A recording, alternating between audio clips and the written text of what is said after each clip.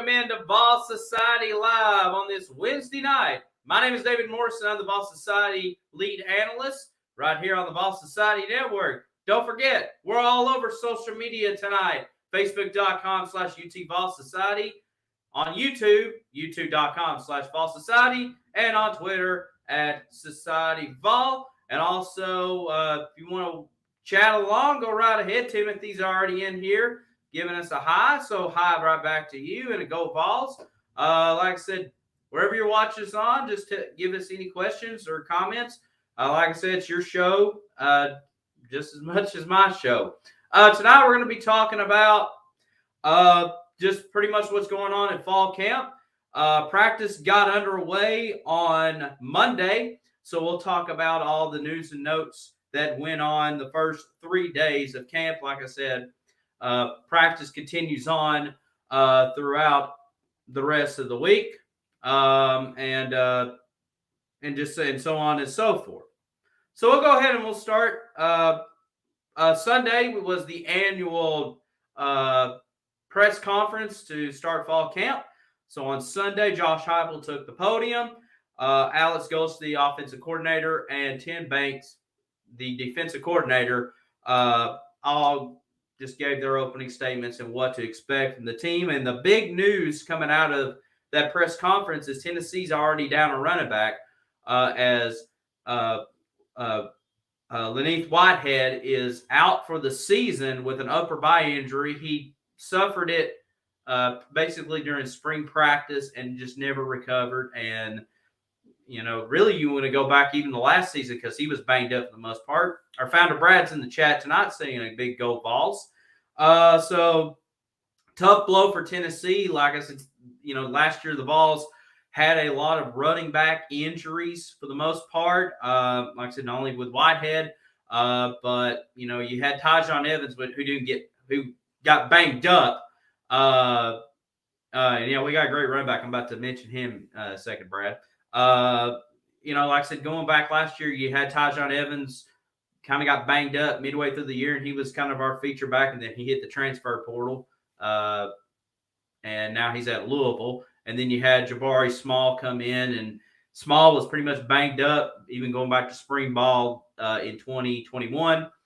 So it just really kind of been a trend, and it's still kind of taking effect today. But like Brad said, we got a great running back today because as soon as Whitehead went out on Sunday, Tennessee picked up a huge running back in the transfer portal today in Lynn J. Dixon. So those who may follow college football pretty hard, if you will, Lynn J. Dixon is a former Clemson running back, played on those national championship teams. Hello to my grandparents watching along. Like I said, he played on those Clemson national championship teams. You know, he was kind of their number 2 running back behind Travis Etienne. But like his freshman year at Clemson, he averaged like 9 yards a carry. And then still put up like, I think an average like 6 or 7 yards his sophomore year. His production kind of dropped a little bit, but this was mainly just to do with the emergence of Travis Etienne. And like I said, Clemson's a little bit more, I mean, they're a balanced team, but they throw the ball a little bit more than probably what we do.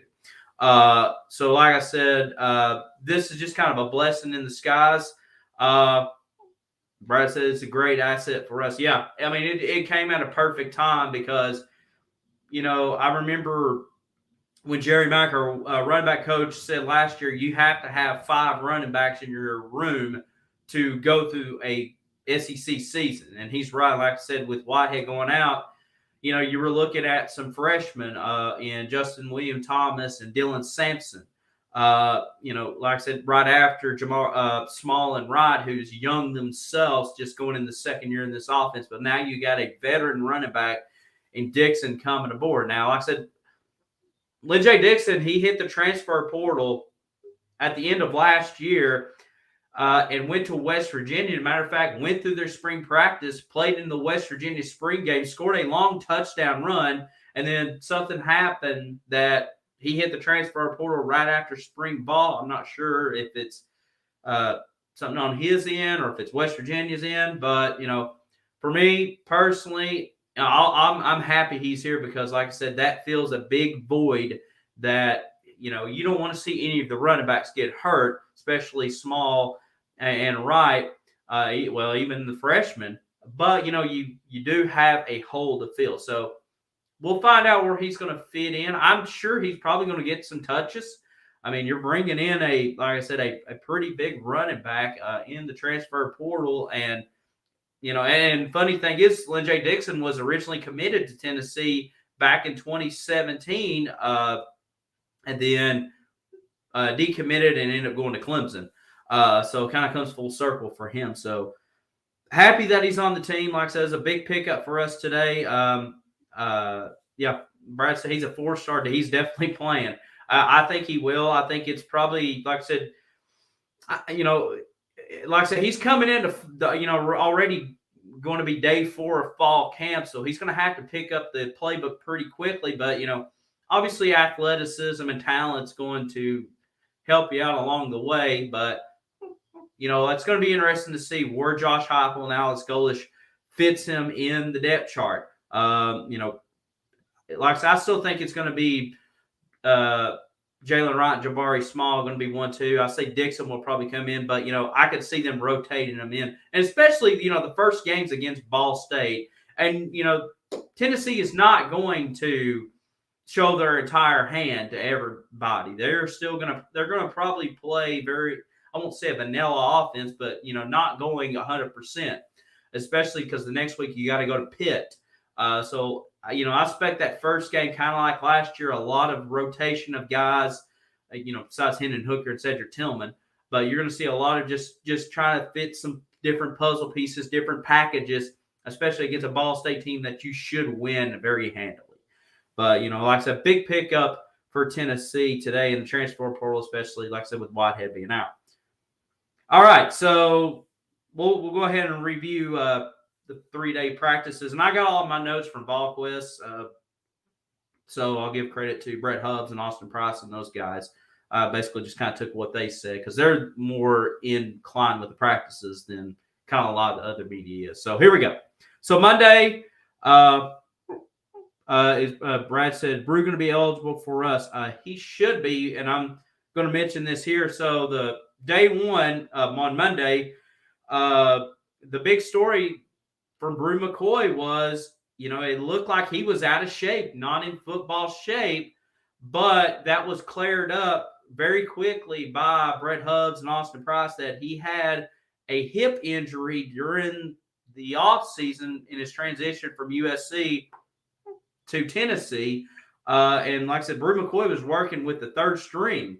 And a lot of people, it's like, oh, he's not in shape. He's not picking up the playbook. And that was totally just kind of blown out of proportion. So, like I said, as far as the wide receivers go, the first team wide receivers was Cedric Tillman, Ramil Keaton, and Jalen Hyatt in the slot. And then the second string wide receivers was the 2 Jimmies, Callaway and Holiday. And I'm trying to remember who the other one was. I think one of the freshmen, I believe, was in there. And then, like I said, Brew McCoy and Squirrel White was on the third string. A lot of praise coming out of the first couple of days of practice of these freshman wide receivers, particularly Squirrel White. He outran a lot of defensive backs. Of course, he's a track guy for the most part. So a lot of praise. Brad just says, have you heard about Squirrel? Yes, I've heard about Squirrel. Outrunning a lot of defensive backs, and that's a lot of praise. My personal take is I think Squirrel is probably going to be your kickoff or punt returner just because of the speed he's got. A lot of praise going on with Dylan Sampson, who's another running back, got a lot of speed on him. Matter of fact, they're probably the 2 fastest players on the team. And you're replacing Bayless Jones Jr., who is your, kickoff and punt returner the last couple of years at Tennessee. So, like I said, I'm excited to see what they're going to use him for. That's kind of where I think they're leaning towards, maybe just use him for kickoff and returns. And especially, I know kickoff returns, you don't get a whole lot of them. Tim says Josh Heupel's the one. Yeah, I hope so. Like I said, that especially on kickoff returns, a lot of kickoff returns go into the end zone anyways. So, you're probably not going to see too much of that, but maybe on punt returns. And I'm excited to see what they're going to use him for. Very excited. The big battle position, definitely he's the guy. Yeah. The big battle on the offense, as far as the position battle goes, is the battle at left tackle. There's a lot of competition going on at that left tackle position. And on the first day, J.J. Crawford started at left tackle, which I was kind of surprised. I mean, the rest of the offensive line is pretty set in stone. Jerome Carvin, Cooper Mays, Spraggins. Timothy says, meaning turns into a championship team. Yes, absolutely.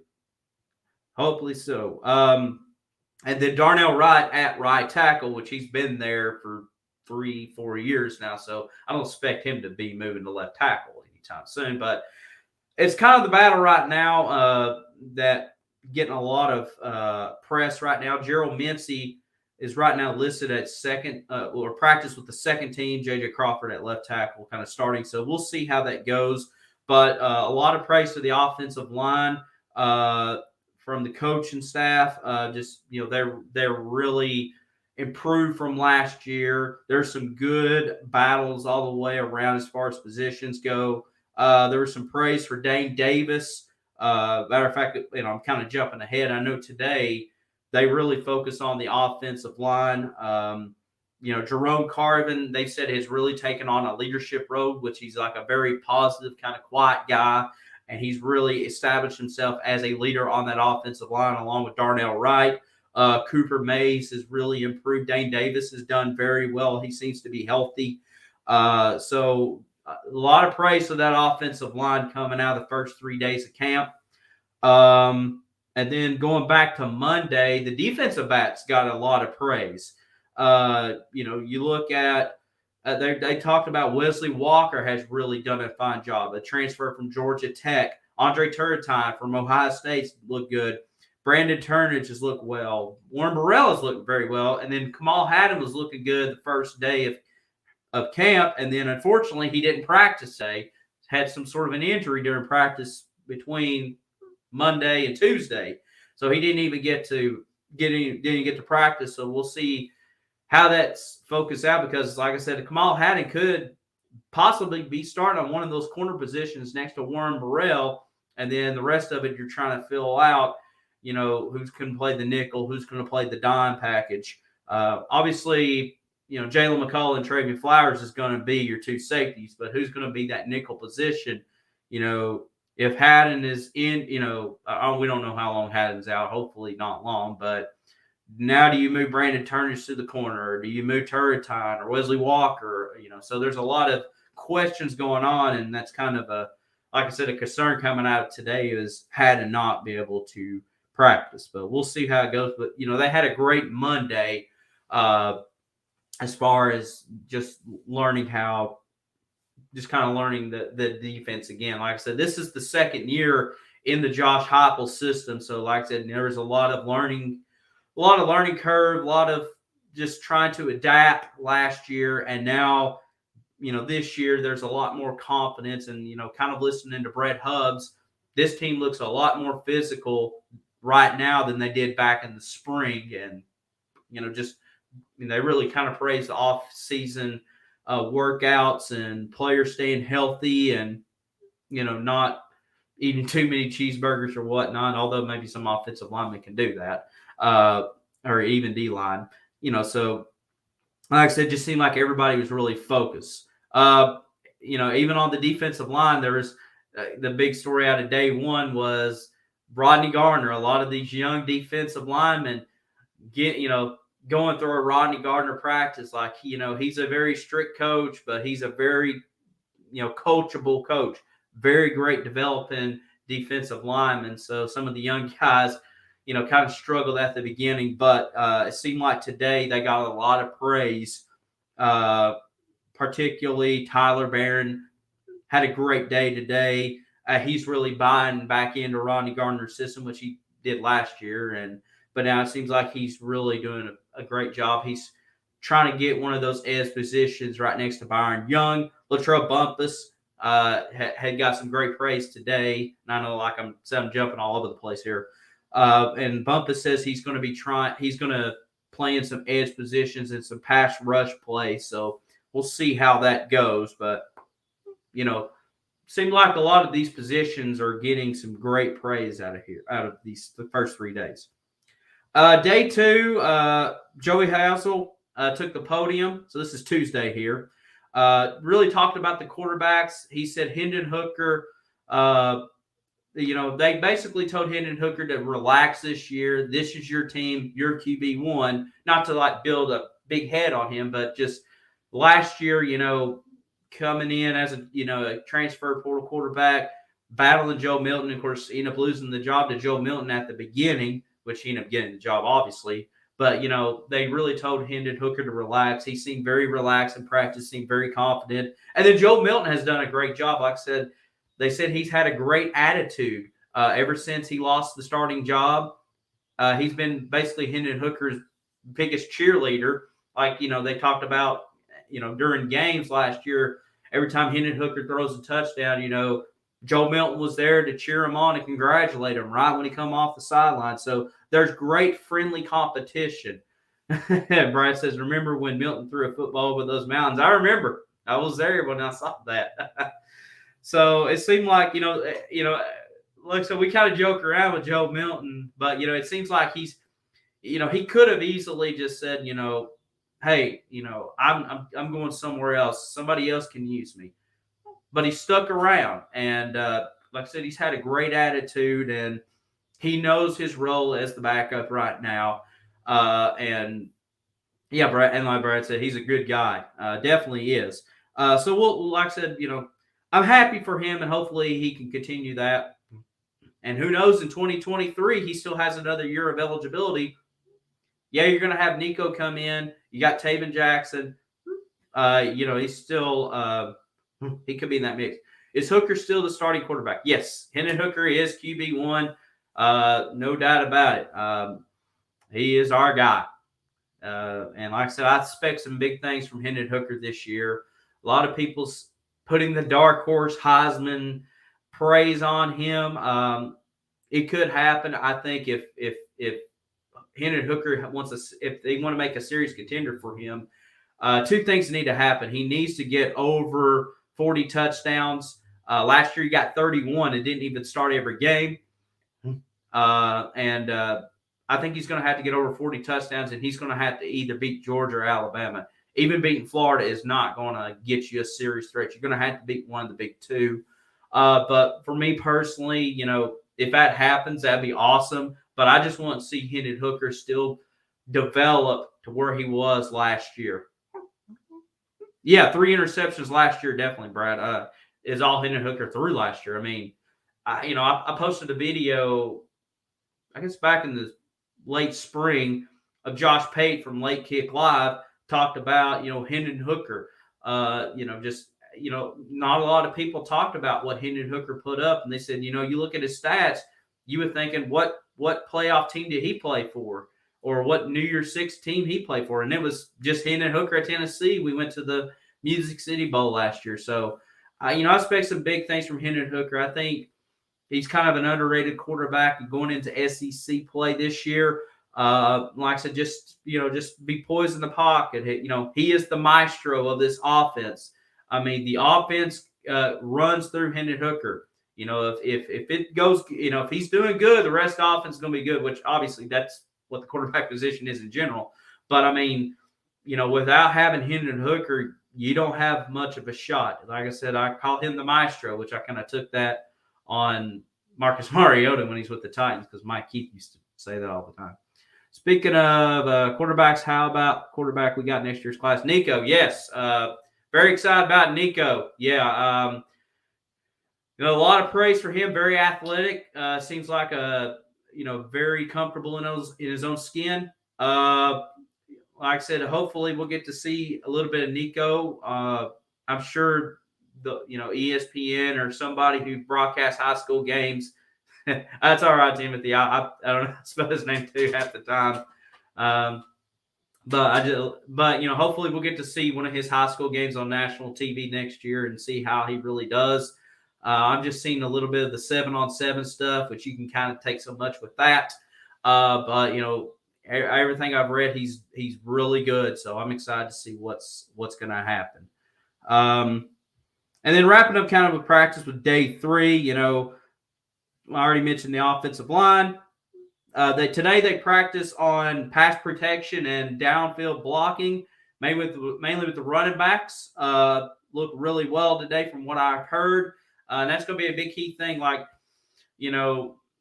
Tennessee likes to throw to them receivers to the outside of them, curl passes. Yeah, he's definitely big. Nico is like 6'6", big old cat. So like I said, I know Tennessee loves doing those throwouts to the sidelines. We saw a lot with Velus Jones, Javonte Payton, so the slot receivers, and really set up with them running backs, getting them blocks on the edges. And then, like I said, pass protection is a big thing. Brad says we have one of the best practice facilities around. Amazing place. Yeah, it is really nice. I haven't seen it since they've remodeled it.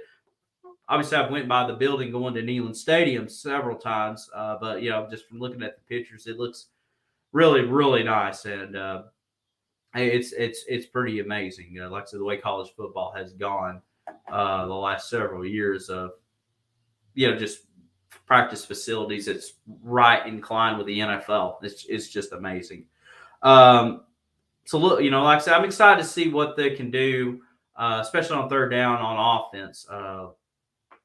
And especially with, like I said, obviously we know what Hendon Hooker can do, but just getting some blocks, especially in pass protection. And, the offensive line, like I said, at times was kind of inept, gave up quite a bit of sacks. I mean, I know Hendon Hooker is a dual threat quarterback, but, you need to still protect Hendon Hooker for the most part, especially going up against some strong SEC defenses that can wreak havoc. Look at some other stuff. Brian Jean Marie took the podium today. Broke it. Yeah, I'm gonna mention that too, Timothy, about the record season tickets sold. I'm gonna mention that after I mention these linebackers here. Brian Jean Marie, the linebacker coach, took the podium today. Really praised his linebacking core. Jawan Mitchell says he's the healthiest he's been in 2 years, going back when he played at Texas. So that's good praise from there. Aaron Beasley looked very well. Jeremy Banks looks like an all-SEC linebacker, which, I expect him to have a great season. They say Caleb Perry looks very good. He's a top 10 athlete on this team. So, I expect to see maybe Caleb Perry get into that rotation in the linebacker position. Elijah Herring looked very well, kind of breaking down more of the front four. And I already mentioned about the front, the edge rushers and kind of the D linemen. Amari Thomas looked really well too. So, like I said, just a lot of praise coming out of camp. Nothing really negative except for find out what's going on with Caleb Herring being out with an injury. And now where Lynn J. Dixon is going to kind of fit in that running back room. Should be a lot of fun. All right, so Timothy mentioned, today Tennessee announced they broke a record for season tickets sold. Danny White wanted 10,000 season tickets sold, and I think they ended up getting like 15,000 as far as the final tally goes. So that's very praising. That's actually new season ticket holders. That's even better. And of course, you have the usuals ones that gets them every year. So a lot of season ticket holders, a lot of investment in the program. Like I said, we talk about it with Danny White every week, just what he's turned this athletic program around. He's got people believing in Knoxville. Like I said, it's not just, well, it's just, well, maybe we'll win, maybe not.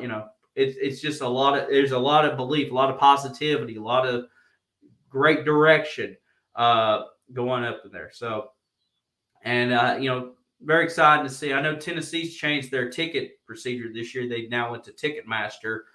They've been just kind of going through the school the last several years, but times are changing and everything's everything's going digitalized and stuff like that. So, hey, welcome to the 21st century. I'm trying to think of some other news and notes. It's kind of about what I read. Like I said, fall camp is like I said, yeah, people who want to watch the Vols play, like I said, just excitement in the program. Like I said, I think people are excited about Josh Heupel, the offense, what they saw last year. Hendon Hooker coming back, Cedric Tillman coming back, all this stuff. Where's my Miss K says, "Where's my Vol Society shirt?" I think Brian is buying me one. His dad's. It's so sweet of him. I've got very, very little selection. I think I've got like 4 or 5 in here. I got to send one to somebody myself.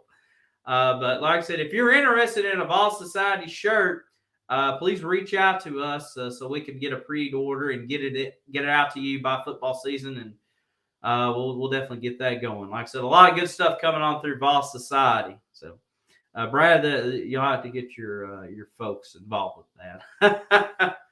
that. Let's see. Two says, how long will Heupel stay? Hopefully a long time. I think a long time too. Show what it looks like, Dave. All right. Hang on, let me run in here. It's right in this next room, so I'll be back in like 5 seconds.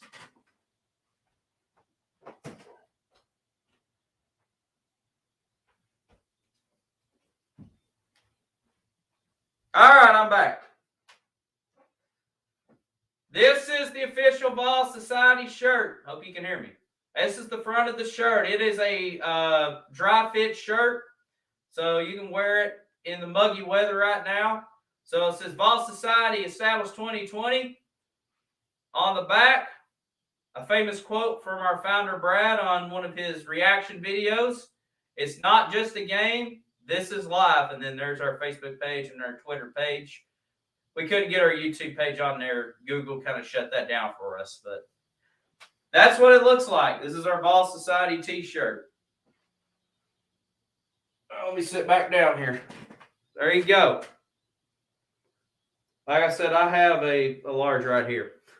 And then I have a couple medium and an extra large. So like I said, we'll have to figure out who that's going to. But like I said, if you're interested, we're going to do a pre-order so I can get back with our t-shirt company. You're welcome, Brad. Get back with our t-shirt company and get them out. And like I said, hopefully get them out throughout football season. Represent Vol Society, whether you are going to the game, whether you're out watching the game with some friends or whatever, and they're like, "What's Vol Society?" And then explain it away. Like I said, I'm going to be wearing it around. So, and the podcast, yes. So today, big news announced on our Facebook page, the official name of the Vol Society podcast, which is going to be our founder, Brad, myself, David Dees also. It is called Good Old Rocky Talk. Good Old Rocky Talk. So we're going to be breaking down the Tennessee football season as it progresses. We're going to have guests, some of our friends on there, whoever else, maybe some surprises or two. Like I said, just going to be very fun, relaxing, talking about Tennessee football, kind of like what we do on Wednesday nights, except we're going to make you laugh. We're going to be informative, and like maybe possible players. Who knows? Like I said, we're trying to stir it up in here. So, Good Old Rocky Talk is coming very, very, very soon. Like I said, we're coming up. Miss Kay says, "Oh my, who came up with that?" Well, that would be your son who came up with that. I'm not that creative. But so yeah, that's coming up pretty soon. Like I said, we're gonna have to, we're 29 days until it's football time in Tennessee. We got that coming up. Also, I'm going to be doing a little project. Like I said, we're still going to do our Wednesday night Vol Society stuff. On Thursday, I'm going to be. Miss K says, "Well, I love it. It's a cool name." So you may have saw the couple of weeks when we were away. I did those little 5-minute Vol Society summer break updates. So on Thursday mornings, what I'm going to be doing is kind of doing a preview of the entire college football weekend, a little 5-minute a drive-through video. So like I'll talk about the Tennessee game, not in full depth, kind of like on Wednesday nights, but tell you about the Tennessee game and then some other games kind of going on in the SEC that could impact Tennessee down throughout the season. And of course, if it's a big, a big game that not really involve SEC teams necessarily, but a top 5 matchup, I'll talk about that on Thursday mornings. kind of leading you up to the weekend. I'll have the rock and roll music in the background that is YouTube approved. So everything. So that's going to be on Thursday mornings. So when you're getting up, going to work, school, having your cup of coffee, just a little quick 5-minute preview of that college football weekend with me. Timothy says first game Vols in a blowout 58-14. That could happen. I expect Tennessee definitely to put 50 on the board against Ball State. Like I said, I got to do a little bit more research on Ball State before I make an official prediction. I mean, I'm not expecting it a close game at all, but I still got to do some more research on some of the non-conference games besides what I've just normally have read. Like I said, good comments coming in so far. Continue to send your questions this way in comments. Like I said, there's our Vol Society t-shirts. For those tuning in, if you are interested, please reach out. Vol Society established 2020. It's not just a game. This is life. Our motto here at Vol Society. So there we go. And like I said, the podcast's coming along.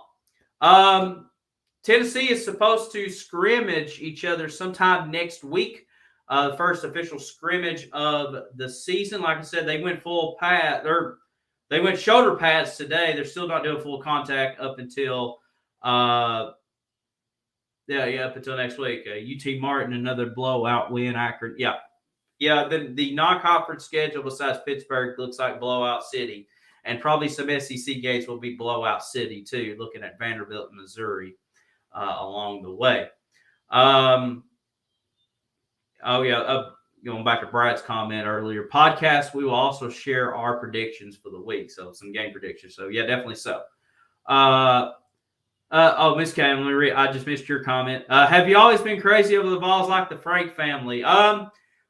We're pretty passionate. Like I said, I know Miss K has been in some of Brad's videos, and I know they're very passionate. My parents, they watch it.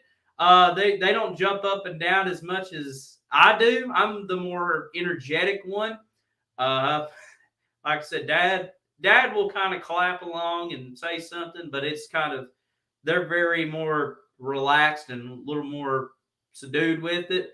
They enjoy it. Like I said, my mom, she's told me that she likes watching the games for me, just watching my reactions kind of more than the game itself. So, it's funny how college football can just bring people together and bring just different backgrounds and different and just walks of life. And it's just so cool, whether you're watching it with friends or you're at a football, let's say you're at Neyland Stadium and, you could be high-fiving a multimillionaire after a Tennessee touchdown, or somebody that has the same job and same pay scale as you. So it's a great community to be a part of. And like I said, hopefully, like I said, as a Tennessee fan, we really enjoy it. And of course, I know other college football teams do the exact same way. 29 days until it's football time in Tennessee. Today we posted Inky Johnson and Evan Berry on our VFL countdown to kickoff. Tomorrow will be 28. I think I got Chris Brown and Torin Pools, the two names I thought of off the top of my head. So they'll be tomorrow morning sometime. Like I said, we're getting closer. I mean, it's crazy. I mean, it just felt like yesterday we just posted the 100 days, and now here we are, less than 30 days. Brad says, anything better than the fall? No. I mean, this is like I said, I'm getting excited right now. This is kind of my time of the year where I'm watching a lot of like highlights from past games and stuff from last year and kind of prepping for this year, obviously, just getting in that feeling. And like I said, that opening weekend is going to be a lot of fun. Like I said, we get our game out of the way on that Thursday night. And then we can kind of, like I said, last year, kind of enjoy the rest of the weekend. Like I said, there's some good week one games along the way. You got, Georgia and Oregon down in Atlanta, Utah and Florida down in the swamp. Notre Dame's playing Ohio State. So, I mean, there's some great week one matchups. LSU, Florida State Sunday night. And like I said, we kick off the weekend. As a matter of fact, Pittsburgh is playing that same night against West Virginia in the return of the backyard brawl. When is the first college football game this year? For us, it's September 1st, Thursday night, September the 1st, 7 o'clock on the SEC Network against Ball State. So, second year in a row. Andy checking in saying, go big. Orange, hello to you, sir. Andy Bowser, legendary Vol Andy Bowser. Yes. That's awesome. Some good stuff going on. Like I said, just continue to roll in questions in, comments in. Like I said, this is part of your show too. It's not just me just behind a microphone, kind of sitting in the dark as it just got cloudy outside. Yeah, like I said, I'm excited too. Like I said, as far as me trying to get some games going, like I said, I looked like I was going to go to the Ball State game, but looks like work has kind of taken a toll on that. So I definitely will start right after that Ball State game. So, but I may come up with something if I don't go to that Ball State game. I will probably do something that night, to maybe a pre-show, special Ball Society pre-show there. Andy Bowser with a big bicep and the orange heart. Yes, absolutely. Like I said, I'm excited. I'm still looking at 9-3 this year, kind of like a lot of people. I know a lot of people saying 10 wins, 11 wins, like kind of Brad's throwing the invite to Andy to be on the podcast. Like I said, I know our founder Brad is going 10 wins, going 10-2 on the year, kind of spoiling a little bit, but yeah, like I said, I'm still thinking at 9. I'm still thinking at 9-3. Little weak emoji. Timothy says, teams I want to see us beat the most is Bama, Georgia, and Florida. I do too. Florida, I feel very, very, very confident in. Bama, Georgia, it's. I want to see us be competitive in that. Like I said, Florida definitely is right. I definitely think we got a great shot at that. Our goal is, this is kind of a bold prediction goal. I would love to see Tennessee, and I mentioned this several times already. I would love to see Tennessee go 5-0 into Alabama and have College Game Day come to Knoxville that week with both teams in the top 10. There's a good shot at it happening, but it's going to take a lot of work. Brad says Andy is a celebrity on the Tony Vassell show. Awesome. Like I said, I wish I could listen to Tony. I know Brad's a big Tony fan. I wish I could listen to him. Unfortunately, with my job, I can't physically sit down and listen to talk radio because I'm always on the move. So, but like I said, I know a lot of our Ball Society listeners really enjoy him. I know he's got a podcast out there, and I can go back and listen to it if I could. But definitely, like I said, a really good info of that. This case says, are you going to all the home games? I'll never forget when I took Brad to his first UT game, he was hooked. My plan is to go as many as I can. First game, it's not looking very good to go. Like I said, with my job. But Tennessee is playing on my birthday on November the 12th against Missouri. I will definitely be there for a birthday celebration for there. And then looks like I could probably go. I'll probably be heading to the Akron game. That kind of worked out my schedule. Florida and Bama just kind of, it depends. Not go too far in my personal life, but certain things kind of work out. There could be a good chance. And like I said, anytime that I do go to a game, I will definitely bring content like last year, doing live story look-ins of just random stuff around campus, game day atmosphere, just giving you any latest updates and stuff like that. But that's definitely cool. And like I said, I'm sure Brad was definitely hooked. Hey, then my lights came on. That's awesome. Natural internet lighting. I look very brighter in here now. My first game I went to was Tennessee, South Carolina in 1999 when Lou Holtz was still there. That's when South Carolina was on like a 20-game losing streak. They were terrible at the time. And this was the year after the national championship, and you still had T. Martin and Jamal Lewis on that team. I remember Jamal Lewis had like a 70-yard touchdown that game, and that's kind of like one of the distinct memories of that.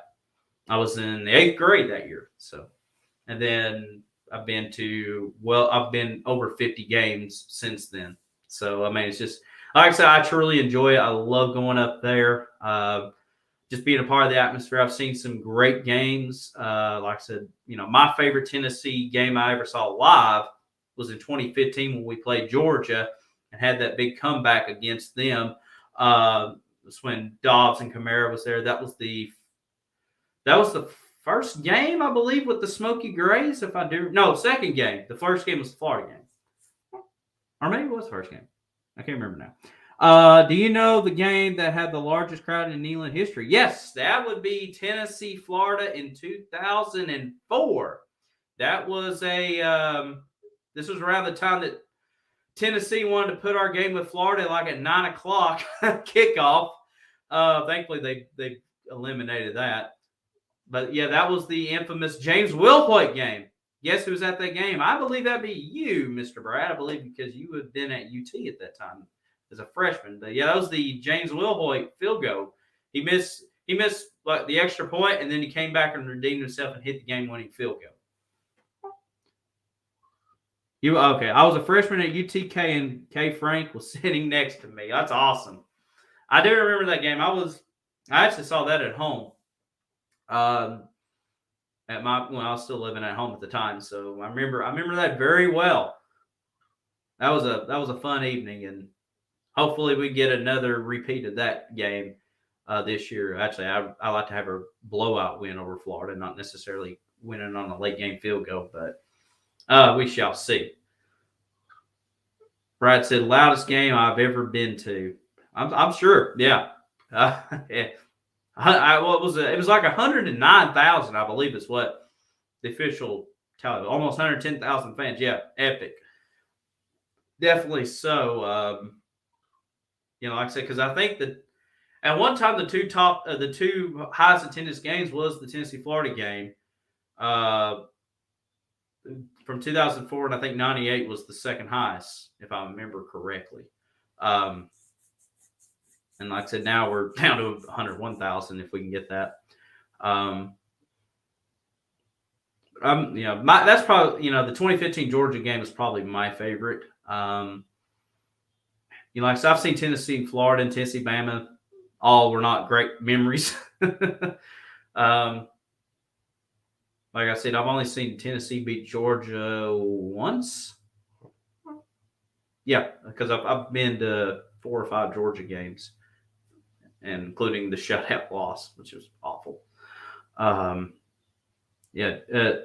Wilhoit 50-yard field goal. Yep. I just saw that highlight like the other night. I found a random YouTube video, just like great ball moments, and that was definitely on there, the Wilhoit field goal. And former's daughters hugging coach after the game. I do remember that memory very well. I don't know which one it was.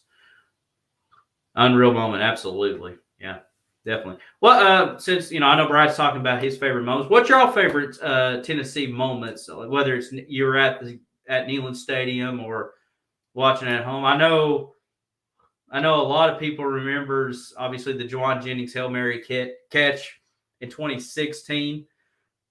That's, one of Brad's first reaction videos. I think that's when you were still in California, if I'm not mistaken. Of course, I have a pretty big epic reaction with that too. Trying to think of some others. Probably more recent memories, like Brad said 98 Vols versus Florida, unreal. Absolutely. I feel like they always play that game on SEC Network every year around this time too. More recent memories. I'll say this: the 2019. I know the 2019 season is not the best season ever, but I remember the 2019 Tennessee South Carolina game where Tennessee was like, I think we were like 2-5 that game, and South Carolina, I believe, was like 4-2, 4-3. The reason I mentioned that was like where I was sitting, I was in Section M, and Miss K says, "Honey, I was sitting there when Johnny Majors was there." That's all right. He's a legend too. But that Tennessee South Carolina game I went to, I remember like my whole section, the Section M, was standing the whole entire time, which was kind of weird because that's not normally a big standing room cheering crowd. But that was a lot of fun that day, and we ended up blowing out South Carolina in that one. And Bill Battle. Those are legendary moments. I have some. And I'm probably not going to try to attempt to pull this out of my shelf because it's probably going to tip over. I do have some old Tennessee football programs from my uncle Jeff when he was a student at UT in the late '70s. He had some programs for my grandparents and they gave them to me. Matter of fact, he had the Sports Illustrated cover with Tony Robinson is from his collection too that was given to me. So Brad says everything about the '98 season was epic. Remember the Arkansas game? Craziest thing ever. We were destined to win that year. I do remember that. The Clint Sterner fumble tripped over the late Brandon Bossman, and then Billy Ratliff recovered. Yeah, I remember I was at my grandparents' house. This would be my mom's parents. I remember watching it on the couch, and Arkansas was trying to drive to seal the game up, and I kept thinking in my head, it's like, man, this can't end like this. Something crazy's got to happen, and just kind of randomly thought that, and literally, yeah, game was literally over, and lo and behold, Sean McDonough screamed out, Sterner lost the football. Oh my goodness, it's recovered by Tennessee. It's Billy Ratliff. And of course, I would do it in the McDonough voice, but I would shoot my vocal cords out trying to do his impression. Yeah, that trip was definitely crazy. I mean, it was just written. It was like a storybook moment for Tennessee. This case says, but Fulmer was my favorite at that time. Yeah, absolutely. I totally agree. And Brad says goosebumps, man. Yeah, absolutely. I love going back just watching highlights of that '98 season, obviously, for a lot of reasons. But that Florida, I mean, even the Syracuse game in the opener is pretty underrated. Like I said, Syracuse, I believe, was the defending Big East champions. Donovan McNabb, I believe, was the quarterback on that team. And Tennessee went to the Carrier Dome and had to squeak out a win there. Jeff Hall hit the game-winning field goal. Truly epic season, yeah. And that's the thing is it feels like when you look back at some of these national championship teams, there's always those one or two big epic games. Trying to think off the top of my head here. Auburn, with Cam Newton, the comeback against Alabama on the day after Thanksgiving. It's the first thing that popped in my head. Trying to think, like Georgia really didn't have a lot of those like close moments last year. They kind of just dominated everybody and all that. How about Peerless Price commenting on Twitter? Yes. So I can't remember if we mentioned this last week on Vol Society Live. I think we did. We've been doing the countdown to kickoff, and when we came to 37 days until it's football time in Tennessee, I posted the picture of Peerless Price. Miss Kay says, I was there when Doug Dickey was. So she's seen a lot of people come and go. And I guess we have too in recent years. But yeah, going back to Peerless Price, we posted his picture of the famous catch against Florida State in the national championship game. And it trended like crazy on our Ball Society page. And it got over 2,500 likes. Now it's up to 2,600. So I think after like 2,000, we just sent it. We found Peerless Price's Twitter page, and we told Peerless, like, hey, some Vol fans show some love, really love you, and big fans of yours. And he liked our tweet and shared it, and then commented with some, I think, a couple of emojis and stuff. So very cool that he did that, reaching out to us that way, and just a big moment for us. Going out there. But it's been a lot of fun tonight. Like I said, just fall camp going on. Next week's going to be a big episode of Ball Society Live. We're going to officially do the Tennessee 2022 football preview. We're going to break down the schedule. We're going to talk about the roster. I mean, a lot of it we've kind of repeated throughout the year, but we're really going to be serious and break it down. Like I said, this will be the official Ball Society preview. That'll be next Wednesday night on Ball Society Live. Yeah, he is a legend. Peerless Price is probably my favorite BFL right there with like Al Wilson and Eric Berry, of course, Peyton, and, you know, a lot of others. Derek Barnett's another one of my favorites. But, all right, any others? Brad saying, yep.